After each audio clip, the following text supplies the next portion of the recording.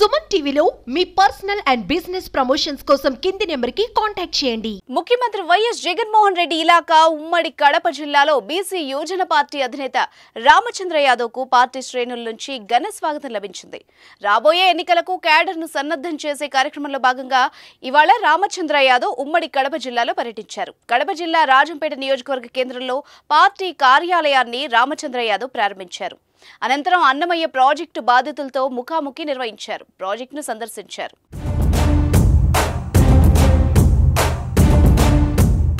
అనంతరం పులివెందుల నియోజకవర్గంలో కార్యకర్తలతో ఆత్మీయ సమీక్షా సమావేశంలో పాల్గొనేందుకు వెళ్లారు. ఈ క్రమంలో దారి పొడవునా శ్రేణులు ఘనస్వాగతం పలికారు.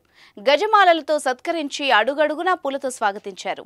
పులివెందుల్లోని శ్రీకృష్ణ ఆలయాన్ని రామచంద్ర యాదవ్ సందర్శించారు. ఆలయ సిబ్బంది అర్చకులు ఘనస్వాగతం పలకగా అక్కడ పూజలు చేశారు. ఆలయ అభివృద్ధి నిమిత్తం 10 లక్షల తక్షణ విరాళాన్ని ప్రకటించి అందించారు. అనంతరం నియోజకవర్గంలో పర్యటించారు.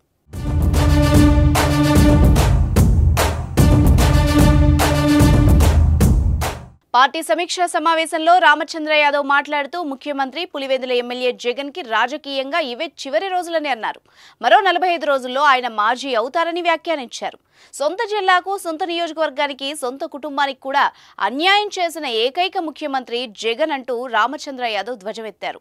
రాష్ట్రంలో దోపిడీ పాలనను అంతం చేయడానికి ప్రజలంతా సిద్ధంగా ఉన్నారని అన్నారు. ప్రస్తుతం జగన్మోహన్ రెడ్డి పాలనలో అన్ని వర్గాల ప్రజలు ఇబ్బందులు పడుతున్నారన్నారు.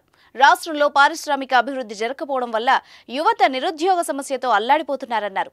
అలాగే రైతులు, కార్మికులు, ఎస్సీ, ఎస్టీ, బీసీ, మైనార్టీ వర్గాలు అనేక సమస్యలతో ఇబ్బందులు పడుతున్నారని అన్నారు. జగన్ సర్కార్లో అభివృద్ధి పూర్తిగా పడకేసిందని విమర్శించారు.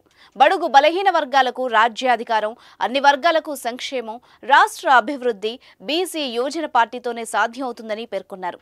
రాబోయే ఎన్నికల్లో బీసీ యువజన పార్టీ కీలక భూమికను పోషించనుందని అన్నారు. కార్యక్రమం విజయవంతానికి విచ్చేసిన పెద్ద సంఖ్యలో నాయకుల్ని, కార్యకర్తలకు, అభిమానులకు ధన్యవాదాలు తెలియజేశారు.